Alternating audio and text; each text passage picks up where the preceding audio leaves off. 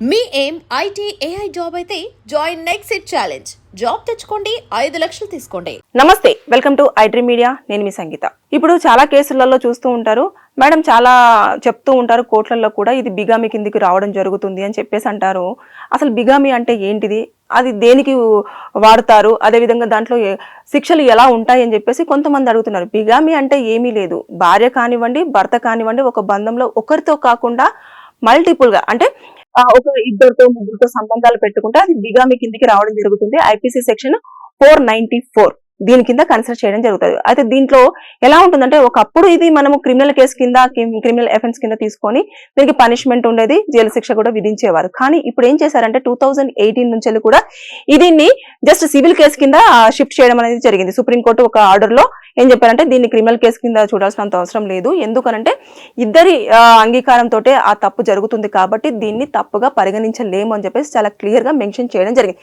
దాంతో పాటు ఇద్దరు మేజర్స్ కూడా వారికి ఏం చేయాలి, ఎలా ఉండాలి అనేది వారు ఆర్టికల్ 21 ప్రకారంగా కూడా అంటే ఫ్రీడమ్, సో ఇవన్నీ ఉంటాయి కాబట్టి దాని ప్రకారంగా వారు ఎలా అయినా జీవించవచ్చు అని చెప్పేసి అన్న ధోరణితోటి దీన్ని జస్ట్ సివిల్ కేసు కానీ కన్సిడర్ చేయడం జరిగింది. దాంతో ఇప్పుడు ఈ బిగామి అనే కేసుని మనం 494 కిందనే కన్సిడర్ చేస్తాము. అయితే కొత్తగా వచ్చిన చట్టంలో మాత్రము బిఎన్ఎస్ 85 ప్రకారంగా కొన్ని అందులో నియమాలను పెట్టడం జరిగింది. ఎప్పుడైతే ఇలాంటివి జరుగుతాయో మల్టిపుల్ గా అంటే ఇప్పుడు హస్బెండ్ తో వైఫ్ ఉంటుంది, దాంతో పాటు ఇంకొక ఎవరైనా పర్సన్ నచ్చారనుకోండి, దాంతో కూడా సంబంధం పెట్టేసుకొని ఇంకొక అబ్బాయి నచ్చాడు అనుకోండి, వాళ్ళతో కూడా ఒక ఇద్దరు ముగ్గురితో సంబంధాలు పెట్టుకున్న ఆ పర్సన్, అది భార్య కానివ్వండి భర్త కానివ్వండి ఎవరికైనా కూడా ఇది వర్తిస్తుంది. ఒక మహిళలకే వర్తిస్తుంది, అబ్బాయిలకు వర్తించేది వాళ్ళకి లేదు, అబ్బాయిలకు వర్తిస్తుంది అమ్మాయిలకు కూడా వర్తిస్తుంది. అయితే దీంట్లో ఎలా ఉంటుంది అని అంటే, ఆ కేసు కన్సిడర్ చేసేసుకుంటే మనకి 2 years వరకు జైలు శిక్ష ఉంటుంది, అదే విధంగా జరిమానా కూడా విధించే అవకాశాలు ఉంటాయి. అంటే నేను ఇప్పుడు ఇది ఎందుకు చెప్తున్నా, ఫర్ ఎగ్జాంపుల్ తీసేసుకుంటే రీసెంట్ గా ఒక కేసు కూడా జరిగింది మధ్యప్రదేశ్ లో. ఒక ఆవిడ ఏం చేసింది అని అంటే పెళ్లి చేసుకోవడం జరిగింది. పెళ్లి చేసుకున్న తర్వాత భర్తతో కాపురం చేస్తున్న టైంలో తనకు పెళ్లికి ముందే ఒక అబ్బాయి లవర్ ఉండేవాడు. లవర్ ఉన్న తర్వాత పెళ్ళైన తర్వాత మారుతారేమో అని చెప్పేసి అనుకున్నారు, కానీ అలా మారలేదు. అయితే గ్రామ పెద్దల మధ్యకి తీసుకొచ్చేసి నేను 15 రోజులు భర్తతోటి అదే విధంగా 15 రోజులు నా లవర్ తోని ఉంటాను, దానికి పర్మిషన్ కావాలి అని చెప్పేసి ఊరు పెద్దల్ని, తర్వాత కుటుంబ సభ్యులు ఎవరైతే ఉంటారో అదే విధంగా భర్త ఎవరైతే ఉంటారో వాళ్ళను అంగీకారం కోరుతూ వీరిద్దరు కూడా వారి మధ్య నిల్చోవడం జరిగింది. వెంటనే అక్కడ ఉన్న పెద్దలు కానివ్వండి భర్త కానివ్వండి వీళ్ళందరూ కూడా ఇది చట్టానికి విరుద్ధము, అదే విధంగా అసలు సొసైటీ కూడా దీన్ని యాక్సెప్ట్ చేయలేదు, నాకు అంత పెద్ద హృదయం కూడా లేదు అని చెప్పేసి ఆ భర్త చెప్పడం జరిగింది. అదే విధంగా గ్రామ పెద్దలు కూడా ఏం చెప్పారు అంటే, ఒకవేళ కనుక మీ విషయంలో మేము దీనికి ఓకే అని చెప్పాము అంటే ఊరు వాళ్ళందరూ కూడా మమ్మల్ని బయటికి పంపించేస్తారు, ఇంకా అంతేకాకుండా ఇంకా ఎవరైతే అమ్మాయిలు ఉన్నారో అబ్బాయిలు ఉన్నారో కూడా మేము కూడా ఇలా నివసిస్తాము అని చెప్పేసి చెప్పడం జరుగుతుంది, కాబట్టి మేము దీనికి అంగీకరించము అని చెప్పేసి అందరూ తేల్చి చెప్పడం జరిగింది. అయితే హస్బెండ్ ఏం చేశాడంటే దీన్ని గ్రౌండ్ పాయింట్ గా తీసుకున్నాడు, తీసేసుకొని డివోర్స్ అనేది అప్లై చేసుకోవడం జరిగింది, అంతా ఓకే. అయితే ఈ హస్బెండ్ కి నిజంగా హ్యాండ్స్ ఆఫ్, 9 సార్లు ఆ అబ్బాయితో ఈ అమ్మాయి నాకు భర్త వద్దు అని చెప్పేసి వెళ్ళిపోయినా సరే ఆ అమ్మాయికి నచ్చ చెప్పి మరీ తీసుకొచ్చి కాపురం చేయడం స్టార్ట్ చేశాడు. 9 సార్లు, 1 కాదు 2 కాదు, 9 సార్లు చేసినా కూడా మళ్ళీ ఆ అబ్బాయితోటే వచ్చేసి నేను 15 రోజులు అతనితో ఉంటాను, 15 రోజులు నీతో ఉంటాను అని భర్తకు చెప్పడంతో అతను ఇమీడియట్ గా ఇంకా వద్దులే నువ్వు ఆయనతోటే జీవనం సాగించేసేది, నాకు విడాకులు ఇస్తే సరిపోతుంది అని చెప్పేసి ఇమీడియట్ గా విడాకులకు అప్లై చేసుకోవడం జరిగింది. అంటే ఇలాంటివన్నీ కూడా మనం చూస్తూ ఉంటే రోజు రోజు ఒక కొత్త రిలేషన్షిప్స్ అనేది మనం చూస్తూ ఉన్నాం. అంటే చట్టాలలో ఎక్కువగా మనం ఏం చూస్తామంటే 498 ADVCలు, మెయింటెనెన్స్లు, తర్వాత మర్డర్ కేసులు లేదంటే రేప్ కేసులు, ఇలాంటివన్నీ ఎక్కువగా మనం పిటి కేసులు కానివ్వండి యాక్సిడెంట్ కేసులు కానివ్వండి ఇలాంటివి మనం చూస్తూ వచ్చేవాళ్ళం. కానీ రీసెంట్ గా ఏమవుతుందంటే కాన్స్టిట్యూషన్ లో ఉన్న ఏవైతే సెక్షన్స్ ఉంటాయో అవన్నిటిని బయటకు తీయవలసిన పరిస్థితి వస్తుంది. అంటే ఒక్కొక్క సెక్షన్ లో ఒక్కొక్కటి ఇమిడి ఉంటుంది అన్నట్టు. అంటే ఇప్పుడు మర్డర్ కేసుకు ఒకటి BNS 101, అదే విధంగా రేప్ కేసుకు ఒకటి, అంతేకాకుండా కిడ్నాప్ కేసుకు ఒకటి, ఇలాంటివన్నీ ఉంటాయి. కాబట్టి ఆ కాన్స్టిట్యూషన్ అంతా బుక్స్ అంతా కూడా మనం తిరిగాల్సిన పరిస్థితి వస్తుంది. కొత్తగా చదువుకుంటున్నామేమో అనిపిస్తుంది. అంటే రిలేషన్షిప్స్ అట్లా వస్తున్నాయి. ఇది అసలు చాలా అందరికీ కూడా షాకింగ్ ఇచ్చే విషయము. ఇలాంటి వాటినే బిగామి అని చెప్పేసి అనే కేసుల కింద కన్సిడర్ చేయడం జరుగుతుంది. సో దీంట్లో మనకు సెక్షన్స్ ఉంటాయి.